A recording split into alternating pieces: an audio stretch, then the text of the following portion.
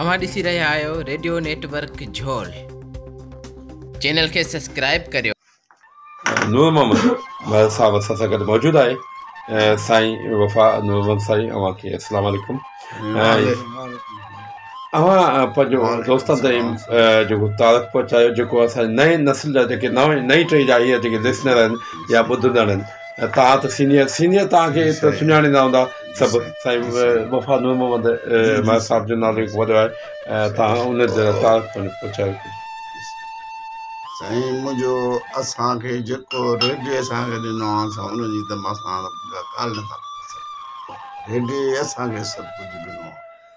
मतिलबु ॻाल्हि आहे जेके हींअर नवां थिया आहिनि लिसनर, उहे बि असांजा ॿाहिरि आहिनि, उहे असां खां जुदा न आहिनि, पर थोरो उबराई घटि कनि छो त रेडियो आख़िर कोई ईअं न आहे। इहो मुंहिंजे नए नस्ल खे ॼाणण खे मुंहिंजो पैगाम आहे। रेडियो ते सुठी बिरादरी कयो, रेडियो सां सुठो महिनत कयो, पंहिंजा सुवाल जवाब पंहिंजे ॻोल्हियो। जे नथा तव्हां करे हुनखे दोस्त खां मदद वठणु, इहा बि हिकिड़ी इंतिहाई ख़ुशी आहे। असां मूंखां फलाणे जवाब वरितो, इहा तव्हां ईअं न सोचो यार असां नंढा थी ईंदासीं, न। बहरहाल असांजो इहो ख़्यालु आहे त पंहिंजी सुठी मोहबत रखो ऐं महिनत कयो। महिनत खां सभु कुझु कोन अथव। मां हिकु ग़रीब मज़दूर आहियां, ईअं सम्झो मज़दूर आहियां मां, पर मुंहिंजो रेडियो सां एतिरो शौक़ु आहे, इतबार कंदो त मां निंड अची वेंदी आहे त बि रेडियो मुंहिंजे कच्छ में हूंदो आहे। एॾो मूंसां रेडियो जो माना मूंखे शौक़ु आहे।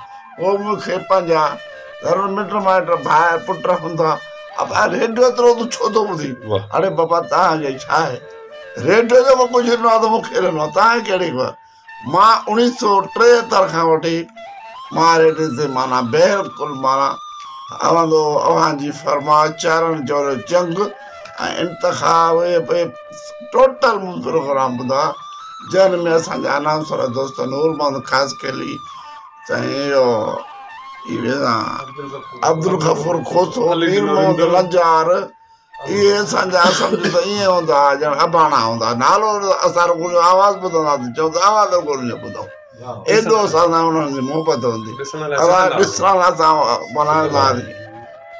अच्छा साईं नूर मोहम्मद साईं, तव्हां सां गॾु लिखंदा हुआ कुझु अहिड़ा नाला अव्हांखे यादि आहिनि जेके पुराणा लिसनर जेके आहिनि ऐं उहे तव्हांखे बेहद पसंदि बि ईंदा हूंदा, उहे नाला कुझु?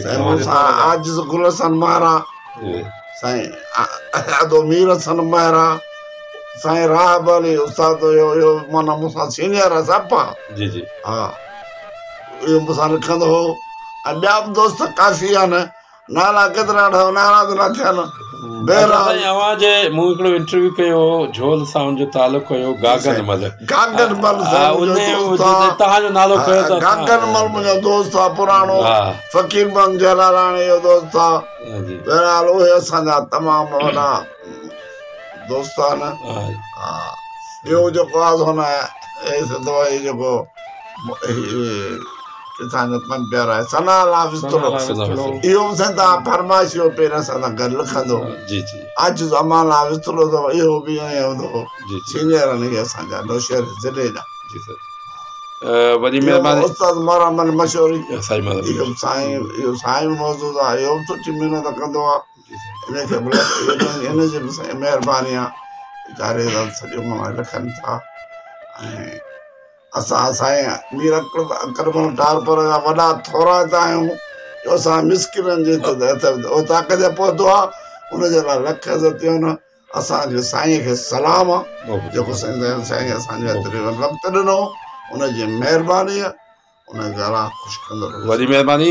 साईं वफ़ा नूर मोहम्मद साहिबु असां सां गॾु हुयो ऐं कुझु पंहिंजा वीचार वॾे।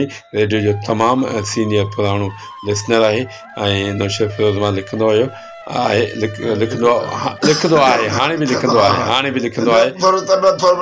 हा साईं जी तबियत